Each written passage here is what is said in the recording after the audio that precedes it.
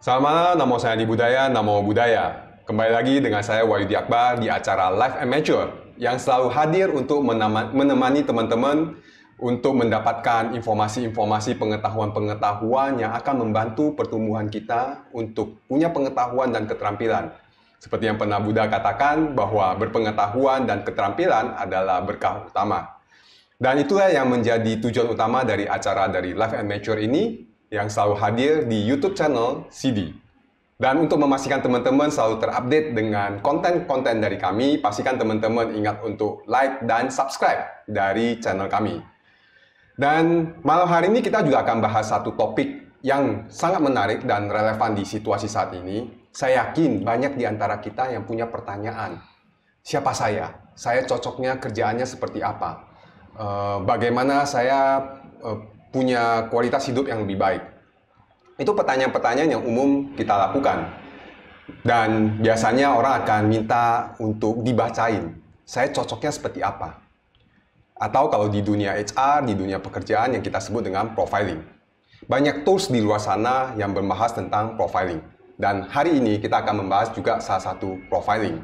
Bagaimana kita mampu memprofile seseorang, bagaimana kita jadi tahu tentang diri kita, sehingga kita mampu menjadi diri kita dan kita mampu menjadi lebih baik dari sana. Dan malam hari ini narasumber kita yang ahli di bidangnya, sebenarnya kalau dibaca profilnya keahliannya banyak. Tapi kita hanya ngambil satu kotak aja, yaitu adalah terkait dengan profiling. Ya. Nah, hari ini kita ditemanin oleh narasumber yang ahli di bidang human profiling, yang itu adalah Ibu Vicentia Astrianti PhD, atau biasa dipanggil Ibu Ayen, seorang life-changing consulting. Selamat malam, Bu Ayen. Selamat malam, Pak Wahyudi. Namo Budaya. Terima kasih. Senang sekali malam hari ini kami Ibu punya waktu untuk live bersama kami sehingga dapat sharing kepada kami tentang human profiling. Terima kasih sudah diundang loh.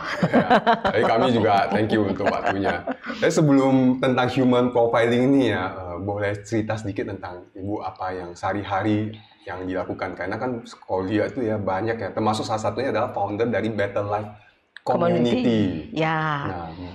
Nah, sehari-hari saya biasa menghandle klien ya untuk memperbaiki atau ya membersihkan sampah energetik klien-klien saya, kemudian juga memberikan konsultasi sesuai dengan human profilingnya sehingga mereka bisa menjadi versi terbaik dari dirinya. Kemudian kegiatan lain adalah memberikan layanan publik lewat Better Life Community, di mana kita sudah mulai sejak zaman pandemi gitu ya, memberikan free Zoom untuk layanan publik sehingga memberikan edukasi. Tapi sejak pandemi ini sudah selesai, kita fokus 1 bulan 2 kali itu mengadakan meditasi untuk siapa saja yang mau bergabung, meditasi New Moon dan Full Moon, dan ini meditasi lintas agama, artinya tidak berbau agama gitu ya. Everybody can join and it's free. Di dalamnya kita memberikan edukasi tentang bagaimana untuk memanifestasikan apa yang bisa kita manifestasikan dalam hidup sehingga kita bisa menjadi pribadi lebih baik. Lebih bahagia tentunya kita bersama keluarga kita, dan kemudian juga bagaimana kita menjadi pribadi yang lebih clean, lebih clarity tentang apa yang perlu kita jalankan dalam hidup kita itu dengan meditasi full moon. Jadi ada full moon, ada new moon. Gitu. Sedikit tentang komunitas tersebut ya. Kalau misalnya teman-teman yang nonton acara kita ini dan ini interesting dan mereka ingin bergabung itu boleh join saja nanti WA ke adminnya itu Ibu Kiki di nomor 0817 105883. Bilang saja mau join community Better Life gitu ya. Nanti akan dimasukkan ke dalam grup, dan nanti di grup itu setiap kali kita ada acara kita akan share link Zoom-nya dan lain sebagainya, so everybody can join. Jadi teman-teman pastikan teman-teman tidak ketinggalan untuk bergabung ke dalam komunitas yang sangat luar biasa, yang sangat memang helpful, educated kita, dan juga membantu cleansing dari diri kita ya, Bu. Nah, hari ini kita bahasnya tentang human profiling nih. Bagaimana kita mengenal potensi diri kita melalui human profiling. Nah, profiling kan memang banyak ya di luar sana. Betul. Nah, yang malam hari ini kita profilnya apa nih?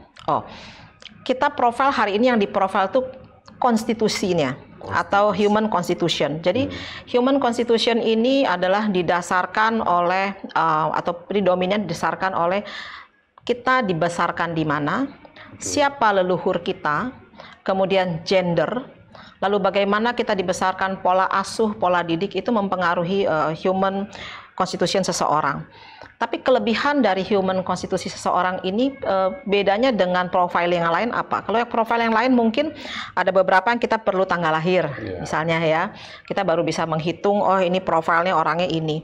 Tapi di human profiling yang constitution ini, kita cukup melihat orang dari tampilan sekian detik dan kita sudah kurang lebih kita bisa dapat gambaran bagaimana cara kita berkomunikasi yang tepat dengan orang ini. Kira-kira gitu. Oke, jadi artinya saya jadi penasaran bagaimana kalau saya terlihatnya. Oke, nanti kita bahas ya Pak ya. Oke. Jadi artinya konstitusi ini bicara tentang memprofil bawaannya seseorang. Betul, bawaan lahirnya seseorang. Bawaan lahir seseorang. Terdiri dari dia punya keluarga, orang tuanya. Seseorang itu ditentukan dari siapa keluarga kita, bagaimana leluhur kita, di mana kita dilahirkan, bahkan even jenis makanan apa yang sudah dimakan oleh leluhur kita itu membuat kita menjadi seperti siapa hari ini. Dan profil ini, konstitusi seseorang itu menentukan atau mempengaruhi bagaimana seseorang itu bereaksi terhadap sesuatu. Ada orang yang kalau marah caranya A. Ada orang yang cara marahnya dia menarik diri. Ada orang yang cara marahnya dia akan teriak. So it depends the human constitution. Oke, berarti artinya memang dari bawaannya dia. Nah, kemudian ada dikategorikan nggak ya, Bu? Artinya apakah ada di kategori yang menjadi berapa konstitusinya itu? Oke. Human constitution ini basicnya adalah representasi dari sebuah keluarga. Karena memang keluarga ini adalah asal muasalnya kita semua punya keluarga ya. Even misalnya kita bilang seorang anak yatim piatu, dia tetap akan ada keluarga, entah itu keluarga di tempat dia diasuh, entah keluarga di tempat dia lingkungan berada, dan di dalam keluarga itu selalu akan ada figur ayah, figur ibu, figur anak muda atau youth ya, so father, mother, youth, and baby. 4 figur ini. Dan 4 figur ini sebenarnya juga adalah representasi dari 4 chamber jantung kita. Jantung kita itu ada serambi kiri, serambi kanan, bilik kiri, dan bilik kanan. Nah, serambi kanan ini mewakili figur ayah. Kemudian serambi kiri mewakili figur ibu, dan bilik jantung kanan mewakili figur anak muda atau youth atau pemuda, dan bilik jantung kiri mewakili figur baby.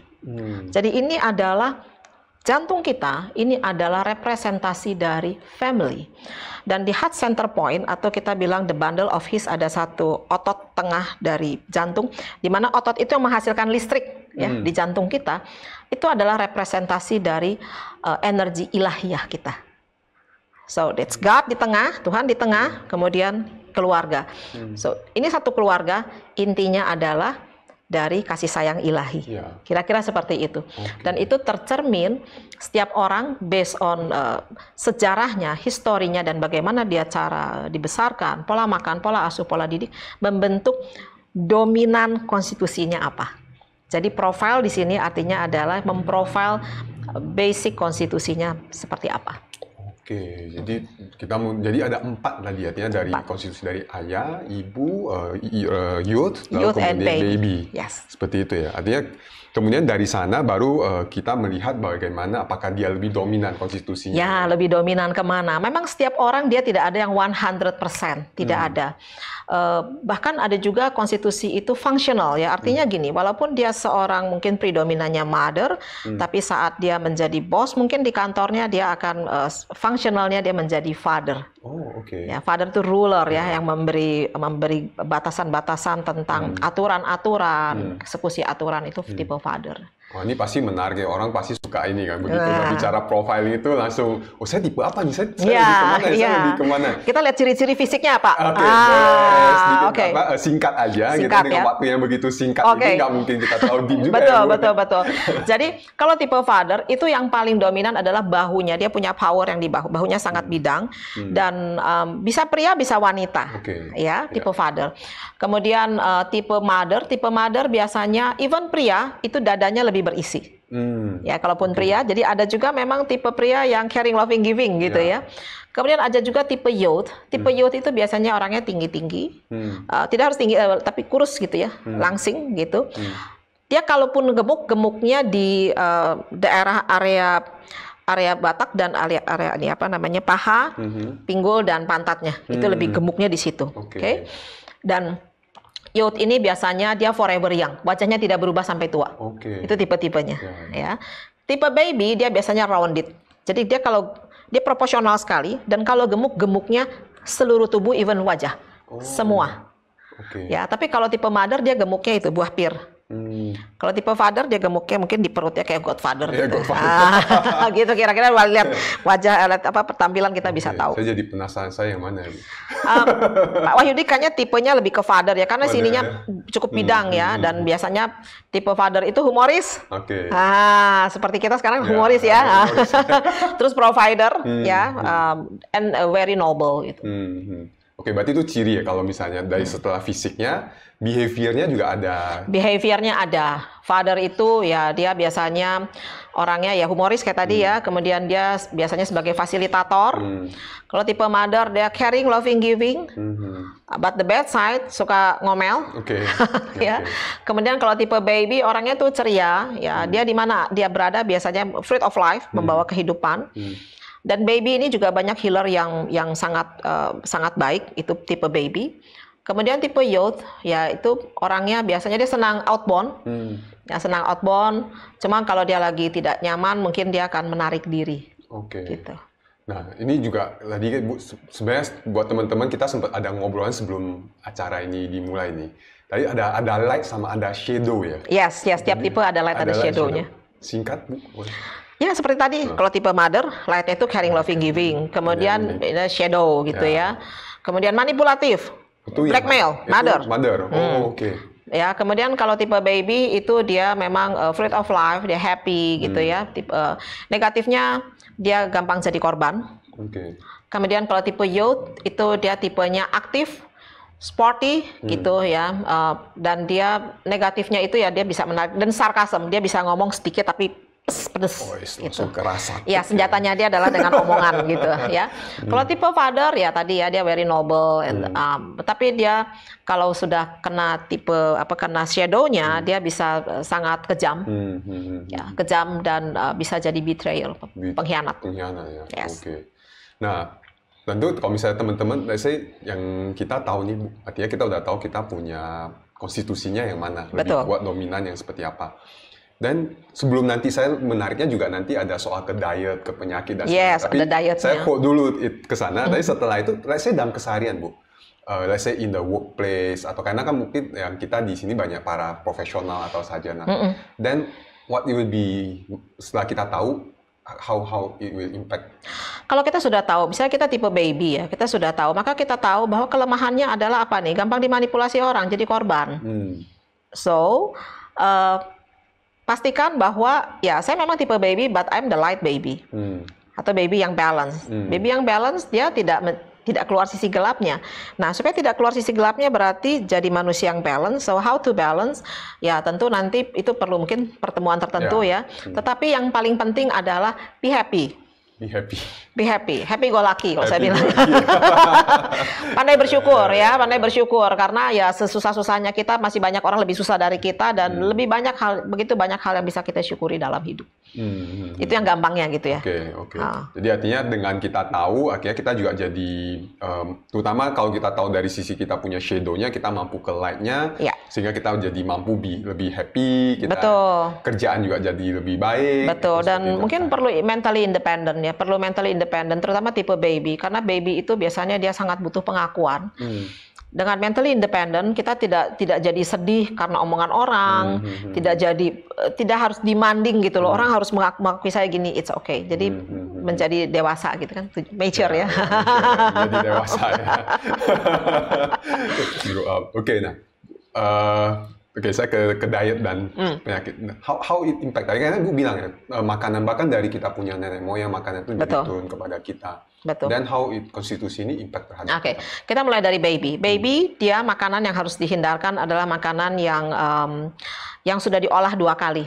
Contoh sosis, sosis ya itu sudah diolah 2, bakso itu sudah diolah 2 kali. Pokoknya makanan-makanan yang ya sudah diolah gitu. Makanan kalengan atau junk drink itu benar-benar harus avoid. Kemudian tipe baby ini dia perlu sarapan pagi, dia tidak boleh skip breakfast. Dia harus sarapan pagi yang high vitamin C. Vitamin C. High vitamin C, tapi bukan berarti cukup dengan makan sebutir vitamin C, bukan ya. Itu food, harus food ya, makanan ya, sarapan. Kemudian tipe youth, dia perlu makan di sekitar jam 3, jam 4 dan harus yang alkaline green. Alkaline green. Yang alkali dan green, oke? Sayuran hijau lah, gitu ya. Kemudian kalau tipe mother, dia prinsipnya tidak boleh makan banyak sekaligus, dia harus sering tapi sedikit-sedikit. Dan kalau sudah malam, for sure dia tidak boleh makan langsung dalam jumlah banyak. Light, dia harus light. Ya. Kemudian tipe father, dia harus makan siang yang acid protein. Acid protein. Daging merah. Tipe father. Nah, tentu nanti biasanya kalau klien itu kita bisa hitungkan kembali, misalnya kebutuhannya per minggu sekian gram. Gitu. Itu bisa ketahuan. Nah, itu impact-nya apa Bu terhadap mereka? Yang terhadap misalnya saya gitu.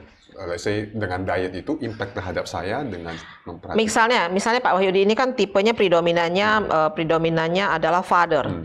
So dengan kita mengikuti diet sesuai dengan your predominant constitution, maka you become kebutuhan nutrisinya terpenuhi dan organ-organ pembersih utamanya itu akan bisa lebih terjaga. Karena setiap konstitusi itu ada organ pembersih utama yang berbeda.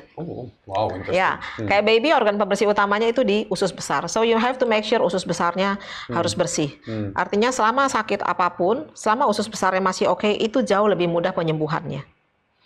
Nah, sementara kalau tipe youth itu organ pembersih utamanya misalnya di paru. Jadi ya harus parunya gitu ya. Kalau tipe mother itu di ginjal, kemudian kalau tipe father di liver. So you have to avoid semua hal-hal yang membahayakan liver dan konsumsi hal-hal yang membantu liver. Protein itu sesuatu yang baik. So acid protein, tapi tentu ada jumlah tertentu gitu ya. Kita tidak boleh berlebihan juga dan itu akan mensupport ke liver. Untuk father khusus hindari alkohol and sweet. Nah, karena itu ya sedikit boleh. Sudah sweet loh Pak. Karena Ibu begitu ngomong ya, misalnya nggak tahu kemudian pop up. Karena kemarin waktu Bapak lama check up itu memang ada isu dengan saya punya liver gitu. Wow, it's very interesting. Berarti setelah kita tahu tentang artinya kita perlu memilih makanan yang cocok dengan kita punya konstitusi sehingga tadi membantu kita lebih sehat. Betul. Jadi membantu membersihkan organ-organ pembersih utamanya. Organ pembersih utamanya kita seperti itu ya. Dan of course karena kita tubuh lebih sehat, kita pasti akan lebih jadi versi yang lebih baik. Versi lebih produktif dan sebagainya. Kita tidak perlu jadi seperti orang lain. Kita penduduk dunia ini sekarang sekitar 8 miliar lebih ya. Dan tidak ada satupun individu yang persis sama. So everybody very unique. Be yourself. Gitu. Nah, ini very interesting bukan Bu bilang mana? When you divide into 4, logika umumnya adalah berarti kita akan banyak orang di kotak ini, maksudnya di predominan. But how will be difference antara satu sama lain dengan maksudnya perbedaan? Ya, kan tadi karena although misalnya sama-sama ayah. Karena itu kan predominan. Tapi kayak saya ada youth and mother. So maybe I think I have baby also, but maybe 10% gitu. Kemudian saya ada youth, saya ada mother-nya juga. Tapi dominan saya adalah mother. Mungkin mother saya sekitar 50 and youth about maybe 40%. But I have baby and father also 10%. Kira-kira seperti itu. Tapi secara fungsional, saya di rumah, kalau saya sebagai mother, saya dengan anak saya, tentu saya akan menjadi mother-nya yang keluar. Waktu saya mengajar di kelas, of course, as a father. Ya. Dan tiap orang memang tidak akan persis sama karena pola asuh, pola didiknya berbeda. Ya. Misalnya seorang tipe youth yang dia belajar musik, piano, dia akan memainkan piano dengan sangat bagus gitu ya, karena memang dia senang dengan audio. Sementara di tempat lain, youth yang dibesarkan dia tidak memiliki keterampilan bermusik, mungkin dia senang nyanyi-nyanyi di kamar mandi. Gitu, ya. So pasti tidak akan sama, depends on pola asuh, pola didik. But kita bisa mengambil secara umum general, hal-hal yang fundamental itu bisa kita lihat dari penampilan seseorang. Dan kita bisa tahu bagaimana berkomunikasi dengan seseorang. Misalnya kita kalau mau jualan panci aja gampang ya. Jualan panci sama keempat tipe ini berbeda. Oh, oke. Kalau kita lihat tipe baby, karena dia butuh pengakuan, kita akan ngomong, ini panci bagus loh, keren loh. Ini kamu kalau punya ini keren banget loh. Teman-teman kamu pasti puji kamu loh. Belum tentu dipakai. Oke. Ya. Tipe youth, dia senang rapi. Jadi bilang, biar gimana namanya seorang ibu-ibu, ya mantas-mantasnya punya panci. Tapi kan punya panci harus yang pancinya kalau ditaruh tuh nice looking. Dan ya dapur tetap terlihat nice. Oke? Itu ngomong sama tipe youth. Ngomong sama tipe mother, Bu, beli panci ini bukan untuk dipamer. Ibu kalau masak pakai ini, anak ibu bisa mendapatkan nutrisi yang lebih baik. So, karena dia senangnya caring, loving, giving buat orang. Tipe father, kalau kita bilang panci, Bapak, wah, Bapak ini bagus, Bapak menyediakan ini sebagai fasilitator untuk keluarga. Jadi pendekatannya beda. Dan tipe father, dia perlu data. Kasih sodorkan, mungkin ini literasinya ya, panci ini terbuat dari ini, sudah proven, tesnya begini, dia pasti beli. Oke. Jadi pendekatannya berbeda. Tapi kalau kita kasih data ke tipe baby, belum tentu dia beli. Harus dipuji. Dipuji dulu ya. Beda. Artinya dapat jadi sebuah ilmu komunikasi ya, buat orang, let's say orang sales atau orang ini. Tidak hanya sales, even seorang dokter, kalau dia tahu konstitusi pasiennya, dia tahu bagaimana mendeliver. Karena sometimes pasien juga belum tentu rajin makan obat. Ya, misalnya dokternya kasih harus suplemen ini. Dan keberhasilan kesembuhan itu kan sebenarnya sangat bergantung kepada ketertiban seorang pasien untuk kerjasama tertib gitu ya, menjalankan nasihat dari dokternya. Jadi kalau kita bisa memberikan nasihat sesuai dengan konstitusinya, maka dia bisa accept itu dan dia melakukan itu. Dia punya motivasi yang sesuai dengan konstitusinya. Konstitusinya dia ya, gitu. Oh, very interesting ya, Bu. Ternyata implementasinya sangat luas sekali. Iya, kalau kita misalnya ngomong sama tipe mother ya, kita bilang, Ibu harus makan suplemen ini bagus untuk kesehatan Ibu. Belum tentu dia makan. Tapi kalau kita bilang, Ibu, ini bagus untuk Ibu, supaya kalau Ibu sehat, anak-anak Ibu terurus lebih baik. Nah, mungkin dia akan lebih rajin makan, karena dia ingat anak. Oke, itu tipe mother. Tipe mother. Yang dan karena mother paling sering melupakan diri sendiri. Oke. Tapi dia akan melakukan everything untuk orang-orang yang disayanginya. Gitu. Oke, so buat teman-teman, nah kalau jadi kepikiran buat teman-teman yang let's say jadi setelah dengar dan dia butuh dikonfirmasi lagi, saya lebih ke konstitusinya predominannya yang mana gitu. How they can search for you, Bu? Ya bisa telepon, mungkin ke saya bikin janji dulu gitu ya, bikin janji dulu. Biasanya kita via Zoom, kita bisa via Zoom. Telepon ke admin sama dengan admin Better Life ya, 0817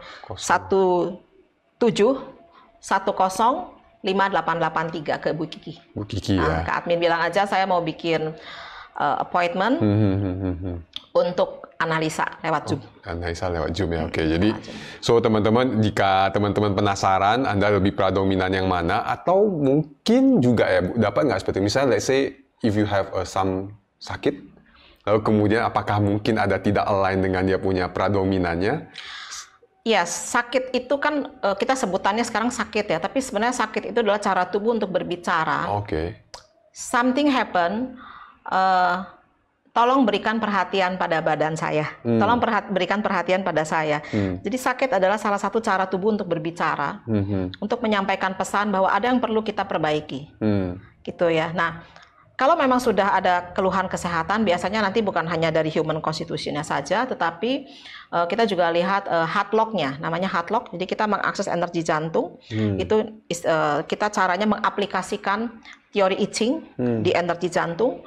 Kemudian dari sana kita bisa tahu kapan terjadinya trauma, terus bermanifestnya sudah apakah dia ke structure atau ke functional degeneratif kah, atau dia kronis atau akut. Kemudian kita juga bisa tahu by whom or by what. Kita sampai bisa tahu ini kasus ini sebenarnya akarnya kejadiannya waktu bulan kapan, tahun berapa. Dan itu termanifest ke sekarang, kita bisa. Karena tubuh kita tuh sangat cerdas. Tubuh kita menyimpan semua memori perjalanan hidup kita. Sejak konsepsi itu sudah disimpan. Dan dia bisa sharing. Tubuh bisa sharing. Ya, karena maksudnya saya juga punya satu interest tentang tubuh ya. Maksudnya kan benar bahwa tubuh ini sangat luar biasa. Dan juga salah satu yang kita perlu rawat, kita perlu jaga. Betul. Karena kendaraan kita sehari-hari untuk beraktivitas. Ya, dan itu tanggung jawab kita. Dan we have to gratitude to our body. Karena dia sudah sebagai tools kita ya dari kita lahir sampai hari ini. Jadi kita juga perlu tahu diri, terima kasih gitu ya, sama badan dijaga betul gitu. Termasuk tadi ya, artinya kita mengetahui kita punya predominannya, kalau kita we choose the right food, the right diet, itu juga salah satu bentuk kita menjaga. Ya, betul. Dan apakah kemungkinan, misalnya Bu, artinya karena kita tidak menjalankan pola dietnya, dan misalnya tadi contoh, let's say tipe father punya kecenderungan lebih ke liver sebagai organ pembersih. Lalu apakah kemudian itu menjadi juga kecenderungan dia jadi akan lebih banyak sakit di sana atau ya kalau livernya tidak sehat, karena itu kan organ pembersih utama dia. Kalau livernya tidak sehat, maka otomatis mungkin daya tahannya tidak sebagus orang yang kesehatan livernya optimal. Tentu kalau kita liver bagus, semua orang bagus ya. Tetapi dalam kasus yang tipe father, ini organ pembersih utamanya adalah liver. Artinya if orang ini jatuh sakit dan organ pembersih utama livernya masih oke, maka dia lebih mudah recover. Prinsipnya seperti itu sih. Nah, apakah ada kecenderungan misalnya tadi karena dia tidak jaga pola dietnya atau ini di kepala saya kayak jadi lagi cocok. Apakah dia akan karena dia tidak jadi jaga pola dietnya maka akan punya kecenderungan penyakit tertentu lah ya, organ tubuh tertentu yang bisa yang jadi tidak berfungsi dengan baik. Contoh kalau misalnya tipe father, dia akan cenderung bisa kena kasusnya itu di hipotalamus, bagian otaknya. Kemudian dia bisa kena juga di bagian liver karena dia organ pembersih utama. Sama seperti kalau tipe mother, dia bisa kena di jantung. Ya, dia bisa kena di jantung kalau dia terserang, dia lebih cepat terkena itu gitu. Kemudian kalau tipe pulmonal, dia bisa lebih mudah terserang di paru, kemudian juga organ reproduksi. Kemudian kalau tipe baby, dia lebih mudah terserang di bagian pencernaan. Ya, gigi juga kasus baby. Gitu. Jadi depends on. Kalau misalnya dia levelnya physical, dia kayak sudah ada petanya. Kalau dia tipenya physical, dropnya di level physical, fisik saja dia mungkin hanya di usus besar. Tapi kalau baby ya contoh. Tapi kalau dia misalnya di levelnya dia lebih dalam, sesuatu yang lebih dalam, mungkin emosi atau spiritual, dia bisa bermanifest di gigi. Jadi ada termasuk tadi spiritual itu juga akan memberikan pengaruh terhadap. Ya, terlihat di tubuh karena memang tubuh kita ada cerminan. Apa yang di dalam itu semua tercermin di tubuh. Di tubuh tercermin semua ya. Cermin di tubuh. Itu very interesting. Ya, jadi tubuh itu nggak pernah bohong.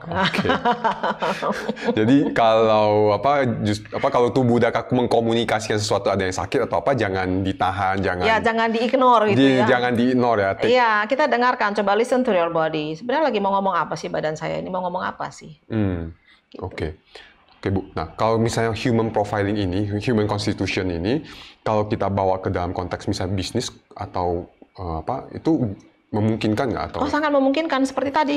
Ya kalau kita mau jualan, atau kita mau closing sesuatu, atau bahkan kita mau membuat satu presentasi, kayak saya di kelas human profiling yang saya ajar, itu kita mengajarkan how to present, membuat sebuah presentasi di mana bisa masuk ke 4 jenis predominan ini, konstitusi ini. Jadi setiap kali kita membuat presentasi, ini harus cocok untuk baby, cocok untuk father, mother, and youth. Sehingga apapun jenis konstitusinya yang hadir di situ, mereka bisa accept. Gitu. Jadi dalam untuk desain, bahkan teamwork kali ya, untuk bagaimana kerjasama satu tim itu memahami human constitution. Ya, kita ada misalnya layanan untuk, ini mau bikin teamwork ini, cocoknya gimana ya. Jangan misalnya nanti tipe father jadi peserta, terus tipe baby-nya jadi bosnya. Kalau tipe baby-nya dia sehat, it's okay karena dia bisa secara fungsional dia menjalankan jadi tipe father. Bisa. Tapi masalahnya kalau ini tipe baby-nya tipe baby yang shadow, tadi kita balik lagi, di mana dia demanding sekali untuk diperhatikan, nggak bisa. Gitu. Sebenarnya kalau semua light dalam posisi light dia taruh mana, it's okay, no problem. They can work, bisa jadi teamwork yang baik gitu ya. Tapi kalau dia dalam kondisi yang shadow-nya, maka memang kita perlu evaluasi dulu untuk memastikan ya tetap bisa bekerja, tapi kita udah tahu resikonya sehingga menempatkan di tempat yang tidak terlalu beresiko untuk teamwork gitu. Termasuk apakah job function, misalnya saya tipe baby lebih cocok dengan pekerjaan yang tertentu. Ya, tipe baby cocok untuk pekerjaan yang membutuhkan kreativitas. Dia kreatif ya, bagian apa sih namanya, ada kreatif, biasanya dalam satu tim itu ada yang kreatif function ya, ada yang gitu. mikirnya aneh-aneh atau apa ya. Dia banyak akalnya idea, tuh ya, dan dia tipe yang happy gitu ya. Sementara mungkin kalau untuk memegang yang tanggung jawab dan apa itu kita butuh orang-orang yang mungkin tipe father gitu. Sebenarnya tipe mother kalau dia sedang dalam kondisi shadow, yang dikhawatirkan adalah dia tidak ada batasan. Nah, kalau misalnya tipe mother terus dia dalam kondisi shadow, maka dia tidak bisa jaga rahasia kadang. Semua ya, karena dia tidak tahu batasan ya, tidak tahu batasan mana yang harus di-share, mana yang tidak gitu ya. Nah, ya tapi kalau semuanya dalam kondisi light, it's okay, no problem. How people can turn to the shadow? I mean, trauma. Oh, okay. Luka batin yang tidak terselesaikan, kemudian tentu bagaimana cara seseorang memandang dirinya sendiri, self value-nya dia. Saya pikir itu edukasi sangat mempengaruhi ya, dari sejak kita kecil. Kalau anak ini dibesarkan dengan cukup kasih sayang, edukasi yang baik, tidak dibesarkan dengan tekanan rasa takut, dia akan menjadi pribadi yang baik gitu. Apapun konstitusinya. Apapun konstitusi, artinya dia akan lebih banyak ke arah light-nya daripada di shadow-nya. Betul. So it's mean, maksudnya kalau kita punya kecenderungan lebih banyak di shadow, berarti ada sesuatu yang kita perlu beresin dalam ya di healing dalam konteks mungkin kita punya trauma tertentu dan sebagainya ya Bu. Ya. Wow. Ya, itu dilihat dari hardlock-nya nanti ya, yang kita bisa tahu dia traumanya karena apa, oleh siapa, apa yang membuat dia menjadi shadow-nya gitu. Nah, ini yang tadi jadi sebenarnya Bu Ayen juga jago di hard power. Nah, ini dikit lah, singgung dikit Bu. Iya. Apa sih hard power? Oke, hard power itu, jantung itu kan adalah organ yang paling penting dalam kehidupan kita ya. Dan jantung adalah, sel jantung ini adalah sel pertama yang terbentuk. Sel yang membentuk organ itu, organ pertama yang dibentuk itu adalah jantung. Dan jantung ini menyimpan memori. Jantung itu kekuatannya jauh lebih besar daripada otak. Ya, baik secara elektrik maupun secara magnetik. Nah, jantung ini dia menyimpan semua memori sejak konsepsi. Jadi sejak sel sperm ayah dan sel telur ibu bertemu, terjadi konsepsi, itu memorinya sudah kerekam di sana. Oh, okay. Jadi bahkan kita bisa tahu dengan mengakses energi jantung, kita bisa tahu seseorang ini ada beberapa. Saya pernah handle beberapa anak yang saya tidak tahu anak ini bayi tabung, tetapi dia sakit-sakitan. Terus pas kita cek, itu adalah masanya adalah waktu masa konsepsi. Dan dari sana kita tahu bahwa orang tuanya baru ngomong gitu, oh ya ini bayi tabung. Gitu ya. Jadi itu jantung sudah nyimpen memorinya, kita tahu. Bahkan ada beberapa kasus mungkin yang agak nyeleneh gitu ya, tapi itu terjadi mungkin 14 tahun yang lalu, di mana seorang ibu membawa anaknya yang lemah letih lesu ya, tadi saya pernah cerita sebelumnya ya. Karena dipikir saya waktu itu banyak bantu anak-anak yang berkebutuhan khusus gitu. Mungkin dipikir ibunya mau minta vitamin lah gitu ya pulang. Tapi ternyata waktu saya cek energi jantungnya, heartlock-nya, itu ternyata something happen, dan itu by whom or by what-nya itu karena may relationship. Jadi kan nggak kebayang ya, anak 4 tahun itu ada may relationship apa gitu. Saya pertama mungkin pikiran waktu itu adalah abangnya atau kakak laki-lakinya, karena dia sudah tidak ada ayah. Jadi ikut ibunya single mother. Tapi ternyata setelah dicek ternyata memang benar itu karena memang ada pelecehan seksual di sana, dan pelakunya adalah adik kakeknya sendiri. Gitu ya. Dan ini terekam di jantung, Bahkan anak ini tidak pernah mengeluh genitalnya sakit atau apa, tidak pernah mengeluh. Dan hari itu begitu kita tahu, saya hanya bilang sama ibunya, one day anak kamu akan mungkin bertanya waktu Anda tahu ini, apa yang kamu lakukan pertama? So, kita mungkin nggak bisa bikin apa-apa waktu, tapi kita langsung bikin report ke polisi. Jadi waktu diantar ke polisi, ke Polres ya, karena yang melindungi anak dan perempuan tuh adanya di level Polres. Kemudian Polwan lebih pintar lagi menggali itu ya. Nah, jadi tugasnya Polwan. Kemudian dirujuk karena sudah siang. Akhirnya besoknya baru ke RSCM dirujuk. Setelah dirujuk, ternyata memang benar sudah robek bawahnya itu. Ya, jadi memang cara menganalisa ini kita tanpa buka baju, tanpa ada cara yang traumatik gitu ya, kita bisa mengakses energi seseorang dan kita tahu betul apa sebenarnya akar permasalahan seseorang. Karena tubuhnya sangat clear, ya, jantung kita tuh sangat clear, bisa memberikan informasi kepada kita apa yang perlu kita lakukan. apakah ini dapat misalnya ada beberapa orang kan Bu, artinya yang sakit, tapi pas diagnosa dari, saya udah ke dokter, karena kan kayak, seems like nggak tahu nih apa gitu. Is it sesuatu yang kita juga dapat lihat ke sana? Ya, bisa. Tentu kita tidak akan, maksudnya gini, tetap pengobatan medis tetap harus dijalankan, but sometimes itu yang diobati kan yang sudah terjadi, yang sudah termanifest. Tapi atau simptom yang kita obati.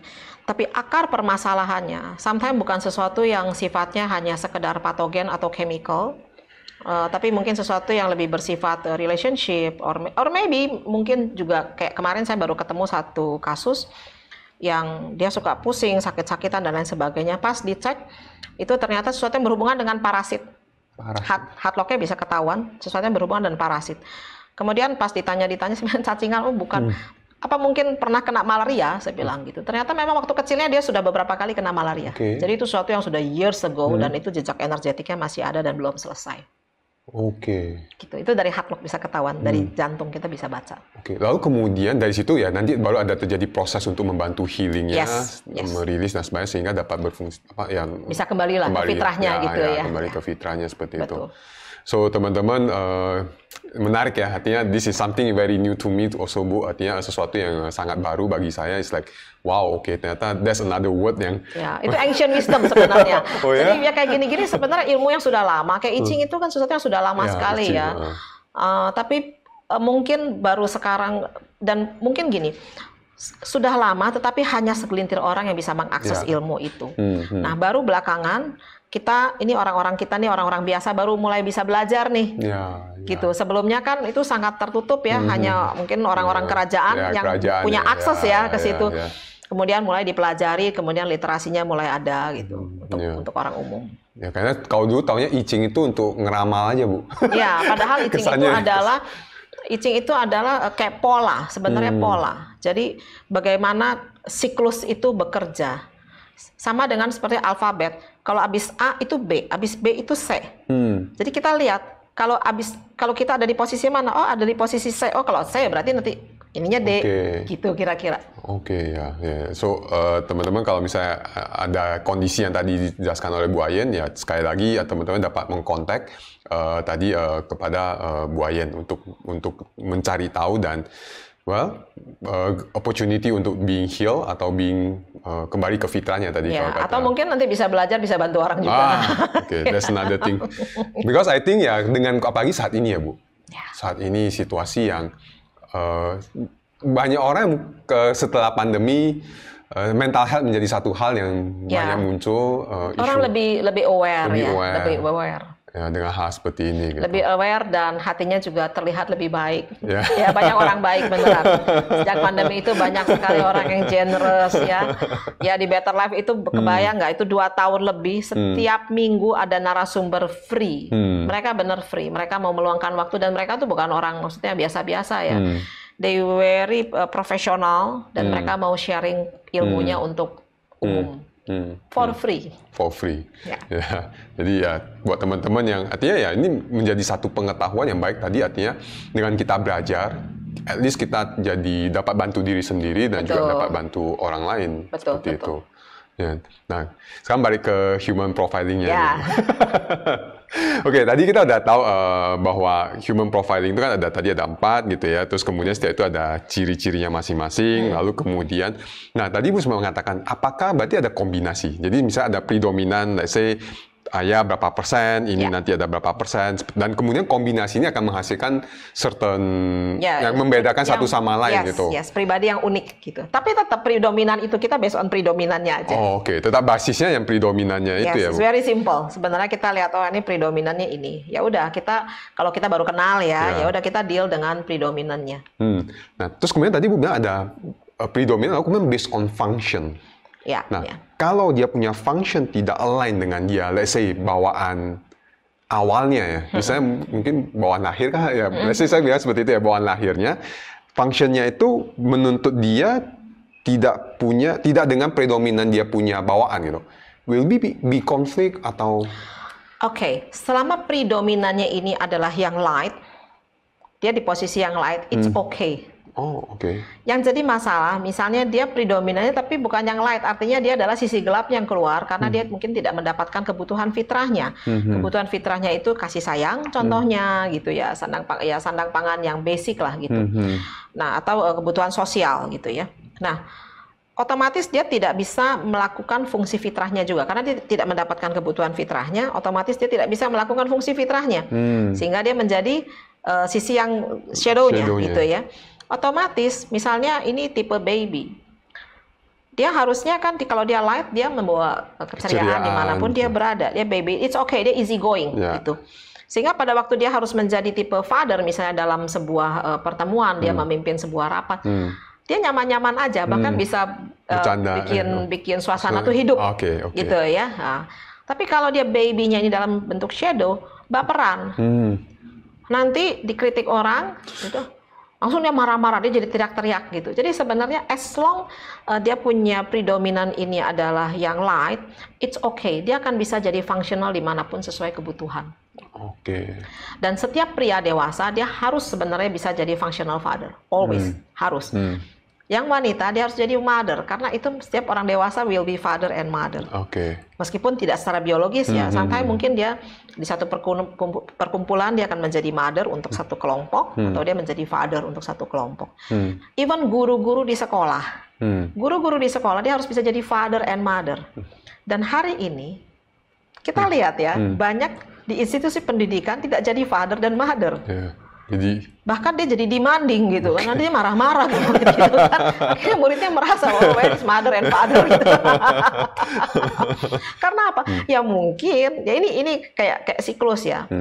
Ya kalau kita tidak dibesarkan, tidak dipenuhi kita sebagai anak, kita tidak mendapatkan hak kita sebagai anak, ya sampai besar mungkin kita akan demand terus.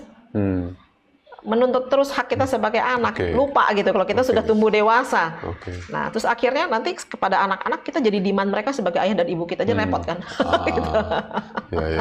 Ya, berarti kita juga perlu sangat aware ketika kita punya shadow atau kita sekarang ini lebih dominan di yang shadow-nya gitu. Ya, kita harus itulah mengkaji diri namanya. Ya, mengkaji gitu, diri ya. Mengkaji diri dan kalau kita sudah, tapi kita mengkaji diri itu adalah first step. First step yang sangat baik karena begitu kita ada awareness, kita tahu oke, saya apa yang perlu diimprove, saya sadar nih, oh saya ada kelemahan ini, kok saya rasanya nggak bisa ya keluar dari, cari profesional. Ya, agree sih Bu. Apalagi sekarang ini ya banyak orang yang self diagnose yang malah jadinya ya jangan by Google ya. Ya malah jadi bukan sesuai, malah jadi bikin dia menderita. Ya, gitu. Ya kalau dengar acara gini ini bagus ya untuk awareness gitu. Tapi juga ini kan tidak bisa menggantikan kelas, tapi paling tidak sebagai kayak oh iya ya saya begini ya, oh ya kayaknya saya perlu untuk mencari bantuan or maybe paling tidak bicara dengan yang orang memang profesional ya, jangan benar. Itu karena sering ketemu juga Bu setelah nonton, terus kemudian dia langsung mengkait-kaitkan, terus kemudian jangan curhat sama yang bukan profesional, nanti jadi gosip. Jadi gosip. Kalau sama profesional kan ya udah di keep aja sampai ke situ, kemudian kita bisa memberikan nasihat sesuai dengan memang keilmuan yang dimiliki gitu. Oke, wah thank you Bu, luar biasa untuk sharingnya. Sesuatu hal yang bagi saya secara personal, sesuatu yang saya dapat aware juga terkait dengan predominan yang ada. Yang very interesting to know more in the future. Father loh, ruler leadershipnya hebat. Sesuatu yang menarik untuk dipelajari lebih lanjut. Jadi sekali lagi boleh share ke teman-teman if they want to learn, they want to contact where they can. Oke, sekali lagi untuk teman-teman yang mungkin membutuhkan bantuan konseling atau pengen tahu lebih jauh tentang heart power ataupun tentang human constitution, bisa menghubungi nomor telepon 0817 105883 dengan Ibu Kiki, admin Better Life. Ya. Thank you, Bu Wayed, untuk waktunya di malam hari ini untuk sharingnya kepada kita semua. Ya, semoga kita punya kesempatan untuk ketemu lagi dan dapat belajar lebih banyak lagi dari Bu Wayed. Oke, thank you sama-sama, thank you. Oke, teman-teman, demikian pembicaraan saya dengan Bu Wayed, sesuatu yang luar biasa sekali, bring me a new perspective terkait dengan apa profiling yang ada di dunia ini. Itu ya satu hal lagi yang dapat membuat kita jadi lebih tahu diri, lebih mampu mawas diri yang tentu untuk membantu kita menjadi lebih baik lagi. Dan juga teman-teman ketahui bahwa acara Life and Mature atau Lamar ini kita hadirkan untuk mendukung kegiatan CD yang disebut dengan Rumah Konsultasi CD, yang dimana kita membantu teman-teman yang punya isu terkait dengan psikologi, hukum, kesehatan, atau bahkan keuangan. Teman-teman dapat menghubungi call center di 0811 9873 300, dan ini adalah konsultasinya gratis, kecuali setelah butuh sesuatu yang berkelanjutan dan ternyata memang di sana perlu ada biaya, ya baru akan ada. Tapi awalnya itu adalah sebuah konsultasi gratis untuk membantu teman-teman mengatasi persoalan-persoalan yang teman-teman miliki saat ini. Jadi silakan untuk menghubungi kami, nanti kami akan hubungkan dengan konselor ataupun konsultan profesional yang ada di CD. Demikian yang dapat acara dari Life and Mature hari ini. Selamat malam, namo saya Andi Budaya, namo budaya.